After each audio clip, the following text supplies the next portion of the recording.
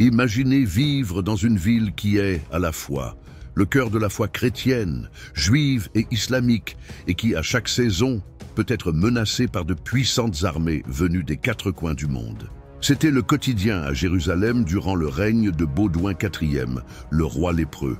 Aujourd'hui, nous allons plonger dans les ruelles étroites et les murailles imposantes de la ville sainte au XIIe siècle, à une époque où la foi, la peur et l'espérance marchaient côte à côte. Comment les habitants faisaient-ils pour vivre avec la tension constante des sièges imminents? Comment se préparaient-ils à résister à des ennemis comme Saladin? Et de quelle manière le jeune et courageux Baudouin, affrontant les intrigues internes, façonnait-il le destin de cette ville légendaire? Restez avec nous jusqu'à la fin de cette vidéo pour découvrir comment l'esprit de Jérusalem a résisté à tant d'épreuves.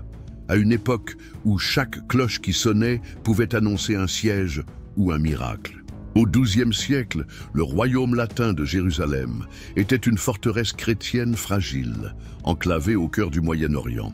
Fondé après la première croisade, le royaume dépendait de l'arrivée constante de pèlerins et de renforts européens pour survivre face à la pression de forces musulmanes de plus en plus organisées.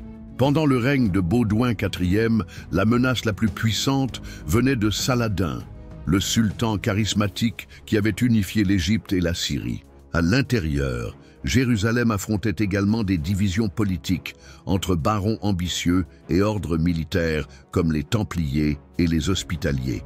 Dans ce contexte complexe et instable, la vie quotidienne de la population locale était marquée par une foi intense et par la peur constante de nouveaux sièges et de batailles. Vivre à Jérusalem sous le règne de Baudouin, c'était expérimenter une routine de tension permanente. Les murailles massives de la ville, érigées et renforcées au fil des décennies, étaient à la fois symboles et boucliers des fidèles, mais aussi témoignages silencieux du danger qui les entourait. Dans les rues pavées, le son des cloches des églises se mêlait au murmure des marchés et aux prières en latin, grec, arabe et arménien, composant une tapisserie humaine vibrante, mais toujours en alerte. Lors d'un siège imminent, la ville se transformait. Les forgerons fabriquaient des armes et réparaient des armures à un rythme effréné, tandis que moines et clercs organisaient des processions, implorant une intervention divine. Les familles stockaient de la nourriture dans des cachettes improvisées, tandis que soldats et chevaliers patrouillaient les remparts, attentifs aux moindres mouvements à l'horizon. La position de Baudouin était à la fois héroïque et tragique. Malgré une lèpre avancée, le jeune roi montrait une énergie impressionnante dans la préparation à d'éventuelles attaques. Conscient de la fragilité du royaume, il encourageait le renforcement des défenses et maintenait une vigilance constante face aux menaces extérieures et aux trahisons internes. Ses conseillers, parmi lesquels figuraient des personnalités puissantes comme Raymond III de Tripoli, ne partageaient pas toujours les mêmes intérêts, ce qui rendait le jeu politique aussi dangereux que les armées de Saladin. La population civile, composée de latins, de grecs, de syriens, d'arméniens et de juifs, vivait entre l'espérance et la terreur. Les pèlerins nouvellement arrivés étaient souvent recrutés pour la défense de la ville, ou cherchaient refuge dans les églises. Il existait une crainte réelle que la ville, si sacrée pour tant de religions, puisse être profanée à tout moment. Dans les environs, des guetteurs postés en haut des tours observaient attentivement les mouvements des troupes ennemies. La peur de la faim était aussi réelle que celle de l'épée. Lorsque des signes d'armée apparaissaient, les portes se fermaient et la ville entrait en état de prière et de préparation. Baudouin comprenait aussi la valeur psychologique de la foi. Avec l'aide du clergé, il organisait des messes solennelles et des pèlerinages intérieurs pour maintenir le moral élevé. Des icônes sacrées, comme des fragments de la vraie croix, étaient exposés dans des processions dramatiques qui traversaient la ville, implorant la protection divine. Cependant, la tension interne augmentait. La méfiance entre les différents groupes ethniques et religieux croissait en temps de crise. Le roi lépreux, bien qu'admiré pour son courage, devait faire face à des conspirations et des trahisons, car sa santé fragile ouvrait la voie à des luttes de succession et de commandement militaire. Jérusalem était à ce moment-là plus qu'une ville. C'était un symbole vivant de la foi chrétienne assiégée, un bastion précaire, soutenu par l'héroïsme de ses défenseurs et par l'espérance de ses habitants. Chaque aube pouvait apporter la paix ou le fracas des tambours de guerre, annonçant que, encore une fois, la ville sainte serait mise à l'épreuve. Sur les places, même au milieu de la tension, les marchands poursuivaient leurs activités, vendant aussi bien des épices que des tissus précieux.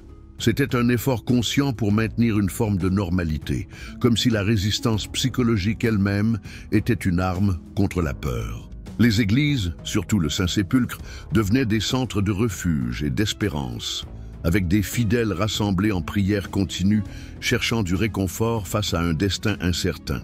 Baudouin, malgré les limitations physiques imposées par la lèpre, tenait à apparaître en public, monté sur son cheval ou transporté en litière lorsque nécessaire, renforçant l'image d'un roi qui n'abandonnerait pas son peuple.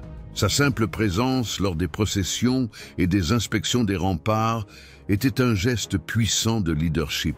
De nombreux récits de l'époque, comme ceux de Guillaume de Tyr, parlent de son courage inébranlable, qui inspirait soldats et civils à rester fermes face aux dangers.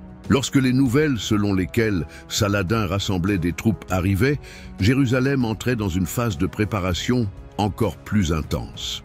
Les ateliers d'armement travaillaient jour et nuit, stockant des arbalètes, des lances et de l'huile bouillante pour la défense des remparts. Femmes et enfants contribuaient comme ils le pouvaient, préparant des provisions, transportant de l'eau et organisant les vivres dans des endroits stratégiques. L'esprit religieux atteignait son apogée.